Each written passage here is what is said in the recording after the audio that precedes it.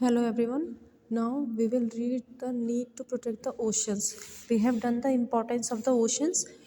In this lecture we will read about the need to protect the oceans कि हमें क्या need है oceans को प्रोटेक्ट करने के लिए. इम्पॉर्टेंस है तो ऑब्वियस है कि हमें नीड प्रोटेक्ट करने की होनी चाहिए, हमें प्रोटेक्ट करना चाहिए उसको, हम जब उसकी इतनी इंपॉर्टेंस है तो first need is human activities are harming the health of the oceans. हमारी ही एक्टिविटीज़, हम लोगों की एक्टिविटीज़ की वजह से ओशंस को बहुत हार्म हो रहा है. हम are activities are causing temperatures across the earth to rise gradually. धीरे धीरे अर्थ का जो टेम्परेचर है वो राइज होता जा रहा है. This is melting away glaciers causing the sea level to rise. Sea level जिसकी वजह से बढ़ता जा रहा है, ग्लेशियर, ग्लोबल वार्मिंग हो रही है. ग्लोबल वार्मिंग की वजह से जो ओशन में ग्लेशियर्स हैं वो मेल्ट हो रहे हैं, और मेल्ट होने की वजह से ग्लेशियर्स के सी लेवल का राइज होता चला जा रहा है. This is increasing the risk of flooding in coastal areas. जो कोस्टल एरिया होते हैं, जो सी ओशन के आसपास का एरिया है, सो उसमें अगर सी लेवल इंक्रीज हो जाएगा तो आसपास के एरियाज में फ्लड का रिस्क बढ़ जाता है. फ्लड मतलब बाढ़ आने का रिस्क बढ़ जाता है. सम लो line coast may soon go under water for ever. कहा जा रहा है कि जो आसपास के कुछ कोस्ट के आसपास के जो एरियाज है, कुछ साल बाद वो पूरी तरह से सबमर्ज्ड हो जाएंगे, डूब जाएंगे वो, क्योंकि सी लेवल इंक्रीज हो रहा है ग्लोबल वार्मिंग की वजह से. Chemicals used in farming and waste from factories pollute the oceans. Oceans को पॉल्यूट कर रहे हैं केमिकल, जो फार्मिंग में हम केमिकल पेस्टिसाइड्स इन सब का यूज़ करते हैं, और फैक्ट्रीज से जो वेस्ट निकलता है, हमारे घरों से जो वेस्ट निकलता है, वो सब ओशंस को पॉल्यूट कर रहे हैं. Huge amounts of plastic waste also end up in the oceans each year.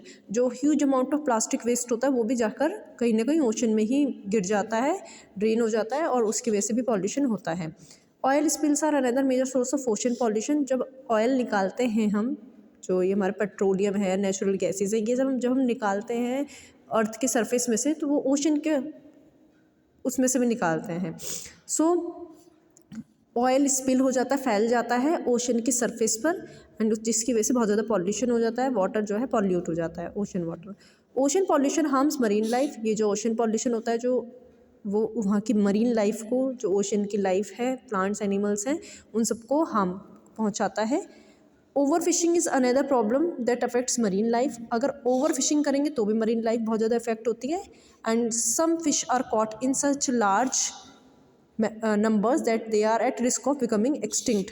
और कुछ फिशेस को तो इतने लार्ज नंबर पर उसका यूज़ किया जाता है, पकड़ा जाता है, कि वो अब धीरे धीरे एक्सटिंक्ट हो चुके हैं. एक्सटिंक्ट होना मतलब वो गायब हो चुकी हैं, अब बहुत कम मिलती हैं देखने को.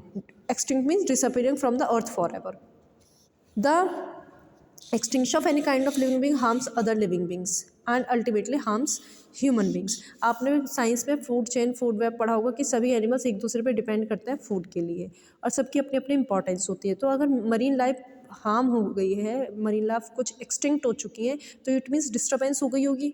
जो फूड साइकिल है, फूड वेब है, वो उसमें डिस्टर्बेंस हो गई होगी, तो लिविंग बींग्स के लिए हार्मफुल होता है. एंड कोई भी अगर एक्सटिंक्ट होती है कोई भी species. Now world ocean day celebrated on 8 जून. 8 जून को हर साल, इसलिए हम वर्ल्ड ओशन डे मनाते हैं. ये जो डेज़ होते हैं हम इसलिए मनाते हैं अवेयरनेस के लिए, कि हम रोज़ तो नहीं उनका बारे में पता होता. जैसे अर्थ डे है, वाटर कंजर्वेशन डे है, वाटर डे है, नेवी डे है, ओशन डे है, ये सब हम इसलिए मनाते हैं जिससे कि अवेयर रहें हम इन टॉपिक्स पे, कि उस दिन पर्टिकुलर हम उस चीज़ के बारे में बात करें और पूरी साल फिर हम अवेयर रहें.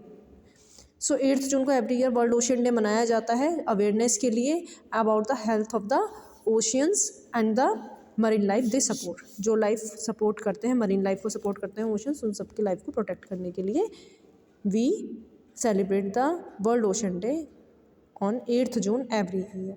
सो इसको लर्न रखना.